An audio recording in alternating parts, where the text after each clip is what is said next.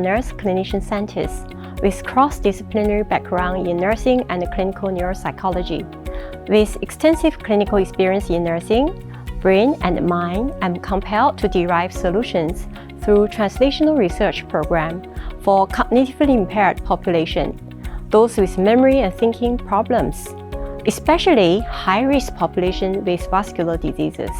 With a program on cognitive outcome after stroke, NUS nursing has contributed significantly to the field of vascular cognitive impairment as follows. 1. Providing evidence for routine cognitive screenings at the subacute and the chronic stroke phase. 2.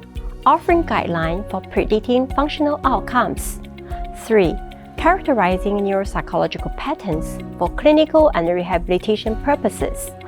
4. Providing evidence of extracranial, intracranial bypass surgery as a revascularization option for selected patients. Although surgical revascularization could improve cognition in selected stroke patients, the majority still requires a non-invasive and scalable solution, such as a cognitive or brain training intervention. Hence, we developed the Train Your Brain program for patients with mild cognitive impairment. This intervention has received a Clinical Innovation Award from Australasia Society for the Study of Brain Impairment. It is now implemented for community-dwelling stroke patients to optimize their recovery. Extending from post-stroke cognitive impairment, we ventured upstream into the neurocognitive study in cardiometabolic disease, such as heart failure, atrial fibrillation, and type 2 diabetes. The purpose is to detect and intervene high-risk patients' cognitive impairment early for better self-care and prognosis. We are currently developing a novel neurocognitive service in the diabetes clinic and the digital brain health program in the primary care setting. Now, I will focus on heart-brain connection program for cognitive impairment in heart failure patients. Specialist clinical services for heart and brain disease tend to operate in silos. For example, cardiac specialists may not link patients' deteriorating heart condition with poor brain functioning, such as cognitive impairment. They probably notice patients' slow responses and puzzle over patients' medication non-compliance. However, cardiac specialists cannot ascertain cognitive impairment. Over time, some patients' heart functioning and self-care will deteriorate. They will also progress from mild cognitive problem to dementia. Such clinical observation has led us to conduct a pilot study on the prevalence of cognitive impairment in Singaporean heart failure patients, explore its correlation with biomarkers, clinical factors, quality of life, and outcomes. We found that the rate of undiagnosed cognitive impairment in our population was alarmingly high. Almost 1 in 2 heart failure patients have cognitive impairment. Older patients more than 63-year-old have higher risk.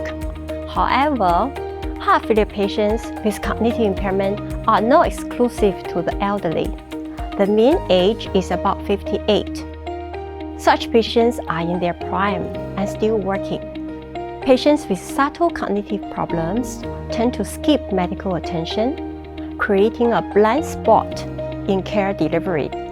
In a busy clinical practice, healthcare professionals may only eyeball these patients, thus cannot detect subtle impairment. Consequently, patients with undiagnosed cognitive impairment will develop poor self-care and prognosis.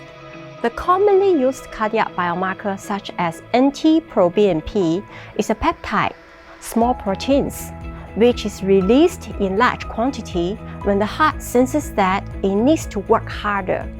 We found that NT-proBNP is related to cognitive impairment, even in the absence of a history of stroke, suggesting that heart failure per se may be directly linked with cognitive impairment.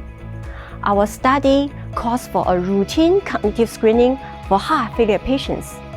Patients without prior stroke, more than 63-year-old, failed screening test, or have a high NT-proBNP level could be considered high risk for cognitive impairment. They require formal evaluation and customized care. We are expanding this study to gain mechanistic insight and develop a novel cognitive intervention for patients with mild problems to customize patient care. Now, nurses are transforming patient care through cutting-edge translational research. To achieve this, we need to nurture and develop nurse clinician scientists to drive research in science of care and translate it in practice. We welcome collaborators and aspiring young nursing academics, nurse practitioners, or advanced practice nurses to embark on a rewarding clinician scientist journey with us, seeking novel solutions through studying heart-brain connection to improve patient care through better cognitive health.